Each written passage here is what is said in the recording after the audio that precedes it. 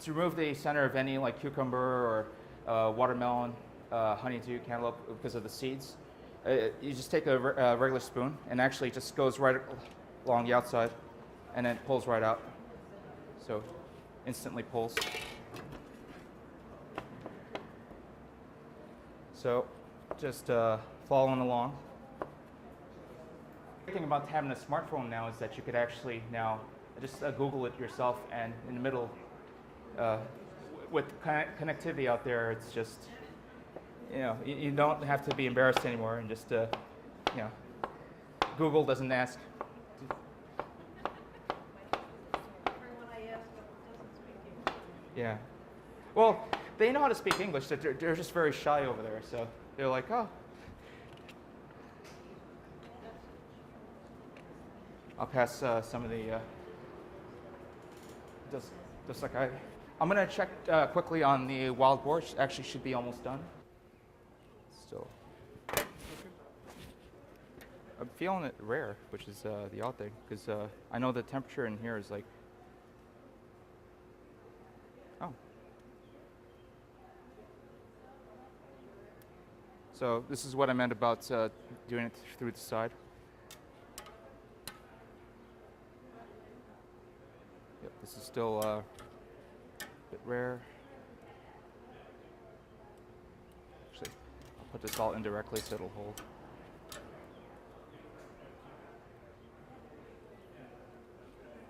So stay on.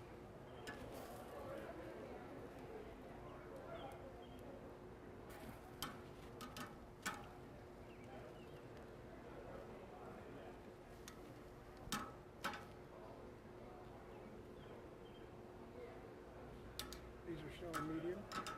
Yeah. These are still a little rare. Well, it makes sense. They're the largest. Oh, they'll hold really nicely up there. Okay. Having these different varieties of vegetable in there actually it works together really well, because if you look at the recipe for the dressing itself, the dressing itself has almost no sugar. The only sugar that you're going to get from the recipe itself is from the mirin, which is the sweet rice wine. It's a Japanese rice wine that's used primarily for cooking. Not really good for drinking. I've tried. Then I have yuzu. Yuzu is actually a Japanese. Oh, thank you. Is a Japanese grapefruit.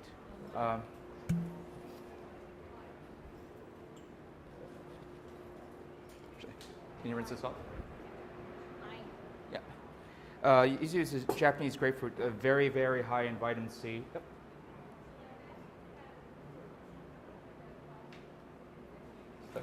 Sorry. How much would that be? Oh, this basket of vegetables, I believe, only cost me $14, $15. They're really because you can buy jicama at Price Chopper. At most, for that one jicama is, I think, $3, $4. Then the dosakai is probably about $2.50 per pound, and it's small on itself, so I think it's like a 3/4 of a pound. The chayote is actually very cheap because it's from Mexico. It's actually, the funny thing is, the funny note about chayote is that it's actually in South America. They use it as pig feed. No, they use it as pig feed, but then they figured out that they originally used it as pig feed up until I think 15 years ago. Then they realized that it's such an abundant, because when they have a huge harvest, they can actually feed entire villages with the harvest of the chayote. They just figured they might as well just eat it themselves, and it is really nutritious because of the vitamin C factor it has. The dietary fiber it provides as well, and then just eating the whole fruit raw. You can't go wrong, because the thing about the cooking is when you cook anything, all the nutrients basically washes out of the food itself. So I got a clean ramekin here, and I'll just pass around so everyone can smell the yuzu. Now, on the other hand, yuzu is very expensive because the fruit itself is roughly the size of a key lime, really, really small. And to get enough juice to fill that one is quite a bit. I think this bottle itself is $25, $30. Almost more expensive than wine. But okay, I'll get a mixing bowl.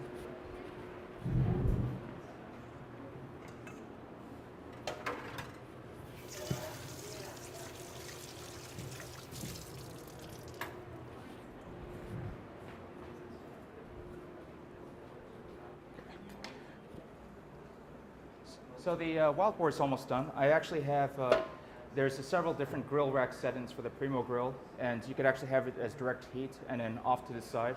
So right now I stopped most of the meat at 125, and it'll actually hold there, so that way by the time you guys eat it will actually be a perfect medium 130, 135. So for the slaw,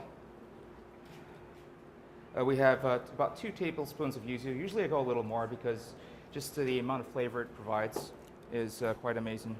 Then we have mirin, so Japanese sweet rice wine. And if anyone wants to smell any of this at the end of the demo, by all means you can go through what I have here. Everything's basically available locally, and if you're curious where else you can buy it, I can tell you, because I go shopping all the time just to get ideas for our restaurant as well. You know, it's you can only go so much with buying from Sysco or US Foods, you know, the high the purveyors of most food restaurants, but to get like specialty ingredients, sometimes you have to go drive far away a little bit just to go to Chinatown, which I do from time to time. So if anyone has any questions as to where you can find certain things in Chinatown as well, by all means, just let me know and I'll let you know.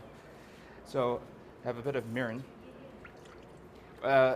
We're basically starting with all the acids first. That's the important thing. You always want to put the oil last, because you want the acids to mix together, and then when you put the oil, you're going to basically emulsify it together, so it's cohesive. I got the fish sauce. Most people are a bit apprehensive when they hear the word fish sauce. Basically, it is fermented fish that has been, it's fermented fish, and then basically the flavor is concentrated. But the thing is, if you think, most people don't realize, but if you look into Worcestershire sauce and lean Perrin, that actually has fermented fish in it. So you're basically skipping all the other flavors it has and just basically adding the essence of that into the. And it adds. You don't want to add too much of it into any dressing or any sauce, because it does get overpowering. If you actually smell it, it does kind of smell a bit fishy. And if anyone is anyone allergic to fish, just to make sure, because I can make a separate batch in case. No one's allergic? Good.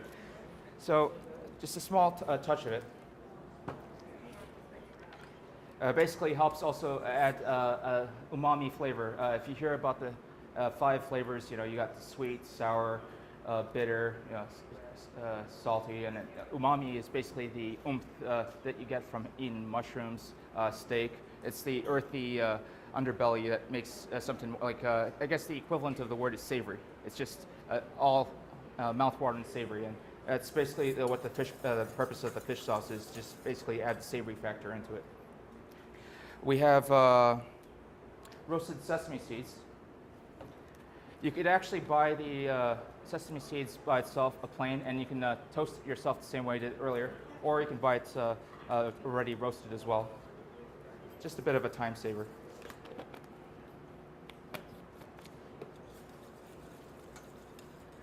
And then sesame oil. So rather than use a regular olive oil, basically the sesame oil itself also adds another depth of flavor, and also the smell that you would get. And basically that's the base of the vinaigrette, and you basically want to just toss it with the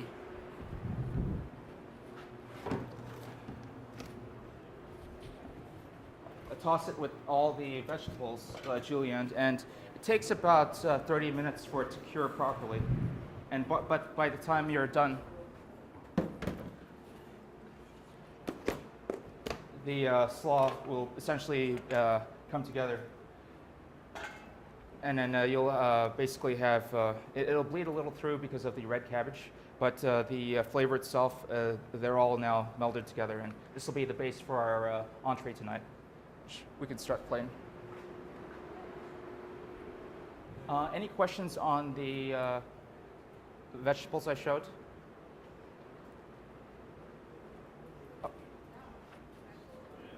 One thing I didn't show was the lemongrass. I actually made a little foil compartment, put a little bit of water, and put this at the bottom of the grill. Lemongrass can be used in sauces, or you can smoke with it. But the key factor about lemongrass is the reason why it's valued. I'll pass it around. It'll remind you of a bit of like a citronella.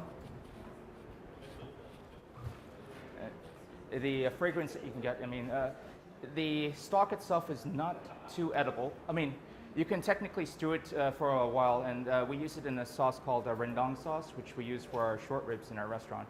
But it has to be stewed for a very long time before it can be edible. But you can use it as a flavor enhancer as well for anything, whether it be like a creme brulee. You could actually use it for the sweet sides as well, and then just strain it out of the custard mix. So that way it infuses the lemon flavor. It's very, very potent. And I believe in Malaysia they also use the like really dried stalks as skewers as well. So you could actually, when it's really dry, you can use it as skewers, and then the meat, this flavor will actually be inside the meat as well.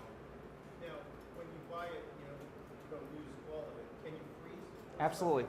A lot of these products can be, like the roots can be frozen. The thing is, you want to wrap them in foil. Reason you want to wrap them in foil, it prevents a couple things. Sublimation, which is when moisture leaks out, and then that's what actually causes frost burn, like the freezer burn. Sorry, yeah, brain fart there.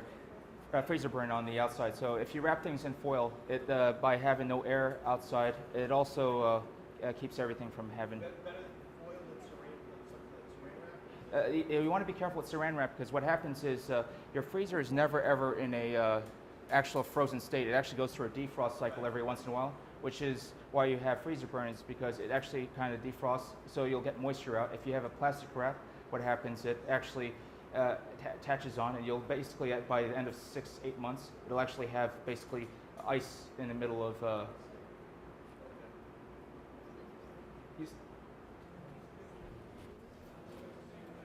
this is the lemongrass. Yeah. Yep, I have it at the bottom of the grill.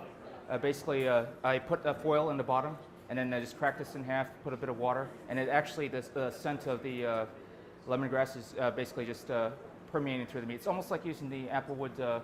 You could actually, that's how you would do like a smoked, like the wood chips. You'd make a little foil compartment, and then soak the wood chips in water, and then put it at the bottom of your grill, and that'll actually add the smoked flavor that you're looking for.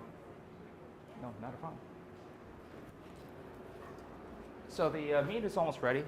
I am a huge lover of the bread, the naan bread, which will be part of the entree. It's originally Indian. It's basically just a simple flatbread that we grilled on the stove, and it'll be used to actually mop up the sauce that I'm going to be making for you, which is a classic Yono sauce. I'm just going to cut this quickly so my assistants can plate this.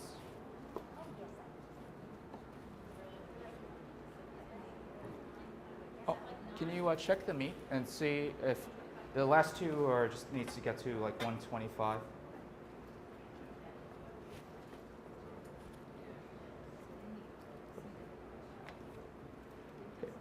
The sauce that I'll be making next for the wild boar is actually one of Yono's classic sauces. It's called the Babi sauce, Babi ketchup. Even though it sounds like ketchup, actually the reason behind that is because in Indonesia, the letter C, the way it's spelled phonetically, is actually, aside from that, everything else is very phonetic, but the C is pronounced with a ch sound.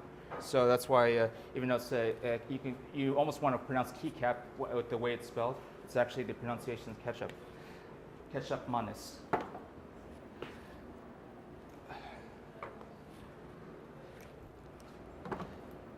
So, what I have here, you want to have enough oil to cover the bottom of the pan. What that does is, if you don't have enough oil covering the bottom of the pan, when you add in like